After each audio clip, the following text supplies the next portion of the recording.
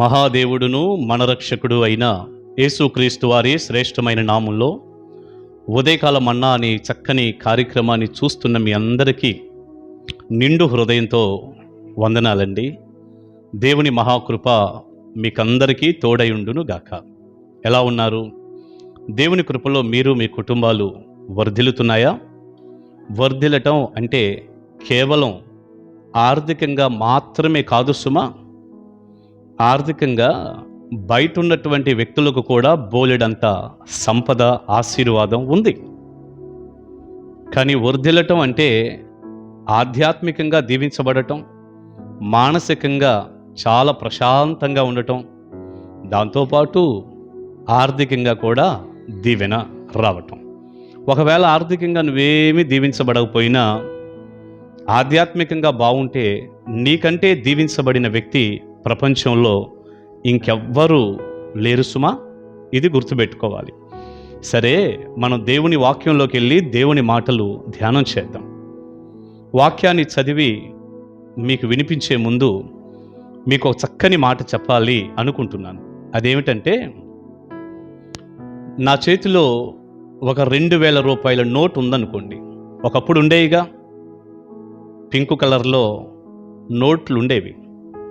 ఒక 2000 రూపాయల నోటు, లేదు ఒక 500 నోటే అనుకోండి, మన చేతుల్లో ఉంది. ఆ నోటు పొరపాటున జారి మన చేతిలో నుంచి కింద పడింది. పైకి తీసుకున్నాం. ఇప్పుడు ఈ నోటు యొక్క విలువ ఏమైనా తగ్గిపోతుందా? ఇంతకుముందు చాలా విలువ అండి ఈ నోటు. 500 లేకపోతే 2000 రూపాయల నోట్ అంటే చాలా విలువ. కింద పడి పైకి తీసాం కాబట్టి ఈ 2000 రూపాయల నోటుకి విలువ లేదు అంటామా? అనము. ఆ నోటుకి విలువేమీ తగ్గదు. ఉదాహరణకి ఆ నోటును మనం చేత్తో బాగా ఇలాగ నలిపి ఉండలాగా చేసాం, మరలా విడిగా చేసేసాం శుభ్రంగా. మరి ఇలా నలిగిపోయింది కాబట్టి ఇప్పుడు ఈ నోటికి విలువేమైనా తగ్గిందా? మీరు ఆలోచించండి. ఈ నోటు విలువ ఏమైనా తగ్గిపోయిందంటారా? లేదుగా. 2000 రూపాయలకి ఆ నోటుకి ఏ విలువ ఉందో అదే విలువ ఆ నోటుకి ఉంది. మరొక మాట చెప్తాను. ఇలా బాగా నలిగిపోయిన నోటు ఏదో కింద పడింది. 1-2 సార్లు కాళ్ళతో కూడా ఒకవేళ ఆ నోటు తొక్కబడింది అనుకోండి. తర్వాత మనం చూసాము, పైకి తీసి శుభ్రంగా దులిపి మళ్ళీ లైన్ చేసాం. ఇప్పుడు ఈ కింద పడి మట్టిలో కాళ్ళతో తొక్కబడింది అనుకుంటున్నామే, ఈ 2000 రూపాయల నోటుకి విలువ ఏమైనా తగ్గుతుందా? లేదుగా. ఆ నోటు విలువ ఆ నోటుకి ఉంది. ఈ నోటు విలువైందే. అది కింద పడినా, నలిగిపోయినా, కాళ్ళతో తొక్కబడినా, ఏమైనా ఆ 2000 రూపాయల నోటుకున్న విలువ దానికి అలాగే ఉంటుంది. దీంట్లో నుంచి మనకు అర్థమవుతున్న చక్కని విషయం ఏంటో చెప్పనా ప్రియబిడ్డ? నీ జీవితం ఎంత పాడైపోయినా, నువ్వు కింద పడిపోయినా, నలిగిపోయినటువంటి స్థితిలోకి వచ్చినా, మట్టి మశానంలో పడిపోయినా, దుమ్ములో పడిపోయినా, నీ జీవితం పూర్తిగా పాడైపోయింది అనుకున్నా సరే, నీ విలువేమీ తగ్గదు. తప్పకుండా దేవుడు నిన్ను అదే స్థాయిలో దీవించగలడు. అంటే నువ్వు చెడులో పడ్డావు, పాపంలో పడిపోయావు, ఏదో చేయకూడనటువంటి పనులు చేశావు. ఇప్పుడు సైతాను చాలా తెలివిగా ఏమంటాడంటే, ఇక నీ పని అయిపోయింది, ఇక మట్టి కొట్టుకున్నావు, బురద అయిపోయింది నీ జీవితం, ఇంత ఘోరమైనటువంటి పాపంలో పడ్డావు, ఇంత తప్పులో పడ్డావు, ఇక నీ జీవితం దేనికి ఉపయోగపడదు, నీకే విలువ లేదు, ఏ ఘనత లేదు, అయిపోయింది నీ జీవితం అని వాడెప్పుడు చెప్తూ ఉంటాడు. ఆటోమేటిక్గా మనకు కూడా ఏమొచ్చేసిద్దంటే, నిజమే కదా, మా జీవితం అయిపోయింది, నేను ఇంత పెద్ద తప్పులో పడ్డాను, ఇక నా మనసులో నెమ్మది లేదు, అయిపోయింది నా జీవితం అని ఆ జరిగిన పొరపాటును బట్టి, పాపాన్ని బట్టి చాలా అల్లాడిపోతూ కృంగిపోయినటువంటి స్థితిలో ఉండి, ఇక నేనేమాత్రం ఉపయోగం లేని వ్యక్తిని, ఉపయోగం లేని దానను అని అనుకుంటూ ఉంటాం. ప్రియబిడ్డ, ఒక మాట చెప్పనా?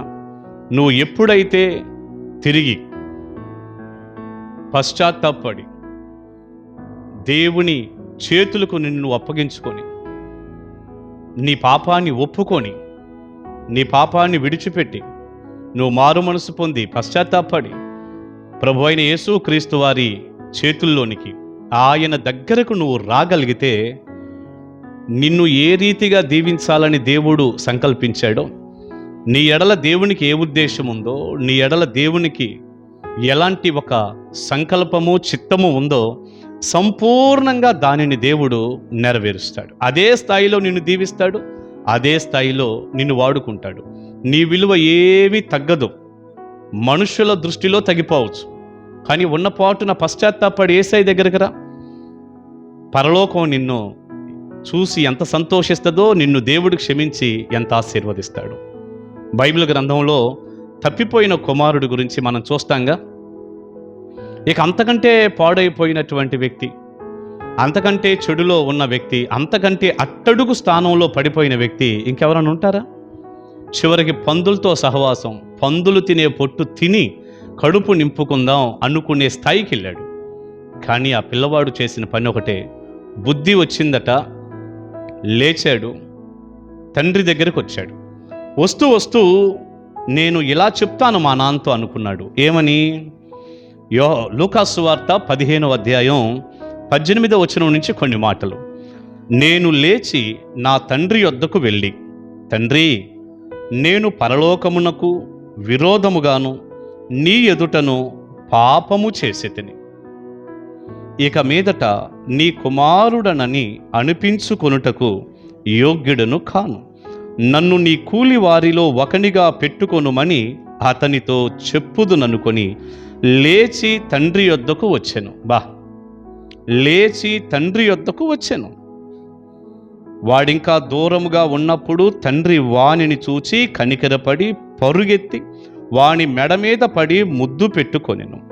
అప్పుడు ఆ కుమారుడు అతనితో, తండ్రి, నేను పరలోకమునకు విరోధముగాను నీ ఎదుటను పాపము చేసి తిని, ఇక మీదట నీ కుమారుడనని అనిపించుకొనుటకు యోగ్యుడను కాననిను.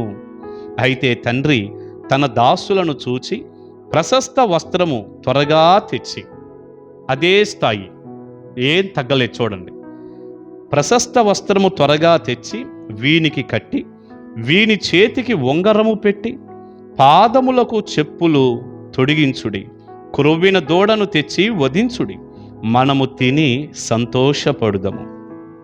ఈ నా కుమారుడు చనిపోయి మరలా బ్రతికెను, తప్పిపోయి దొరికెనని చెప్పెను. అంతట వారు సంతోషపడసాగిరి. దేవునికి స్తోత్రం. ప్రియులారా, ఇంతకంటే మనం ఏం చెప్పుకోవాలి? ఆ పిల్లవాడు ఆ పందులు తినేటటువంటి ఆ పొట్టు తిందామనుకున్నాడే, ఆ పందుల దగ్గర నుంచి, ఆ స్థితి నుంచి లేచి తండ్రి దగ్గరికి వచ్చి నిజమైన పశ్చాత్తాపం, నిజమైన మారు మనసుతో తండ్రి దగ్గర క్షమాపణ అడిగాడు.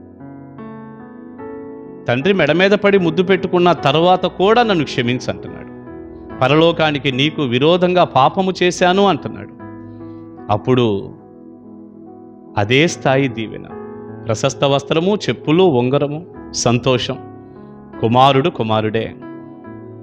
నోటు ఎంత నలిగిపోయినా, ఎంత నేల మీద పడిపోయినా, ఎంత కాళ్ళతో త్రొక్కబడినా 2000 రూపాయల నోటికి అదే విలువ ఉన్నట్లే మనం ఎంత పాడైనా తిరిగి యేసయ్య చేతుల్లోకి రాగలిగితే తప్పకుండా మన విలువ అలాగే ఉంటుంది. అలాంటి దీవెనే మనం పొందుకుంటాం. ఈ ఉదయకాలం చక్కని వర్తమానం ద్వారా మీరు మీ కుటుంబాలు దీవించబడి ప్రభు హస్తాల్లోకి వచ్చి వర్ధిల్లుదురుగాక. ఆమేన్. ప్రార్థన చేసుకుందాం. పరిశుద్ధుడా, ప్రేమగల తండ్రి, వందనాలు నాయన. తప్పిపోయిన కుమారుడు గురించిన ఆ లేఖన భాగాన్ని మా ముందు పెట్టి చక్కని విషయాలు మాతో మీరు మాట్లాడారు. విత్తబడిన ఈ సందేశం మీ బిడ్డలకు దీవెనకరంగా చేయండి. అయ్యో, నేను నలిగిపోయాను, పడిపోయాను, చెడిపోయాను, ఇక నా జీవితం అయిపోయిందని ఒకవేళ పిల్లలు అనుకుంటున్నారేమోనయ్యా. లేదు, మీరేమీ చెడిపోలేదు. మీరు తిరిగి ప్రభు దగ్గరికి రాగలిగితే ఆయన మీ విలువను విలువగానే ఉంచుతాడు, దీవిస్తాడు, బాగు చేస్తాడనే మాటలు మీరు నా నోట పెట్టి మాట్లాడారు. ఎంతమంది మీ చేతుల్లోకి వస్తున్నారో వారందరినీ మీరు ఆశీర్వదించి దీవించి తోడుగుండమని, వారిని అదే స్థాయిలో వర్ధల చేసి వాడుకోమని యేసు నామమున ప్రార్థన మనవులు అడుగుచున్నాను తండ్రి. Amen, amen. God bless you. దేవుని మహాకృప మీకు తోడై ఉండును గాక. కలుసుకుందాం ఉదయకాల మన్నాలో. Praise the lord.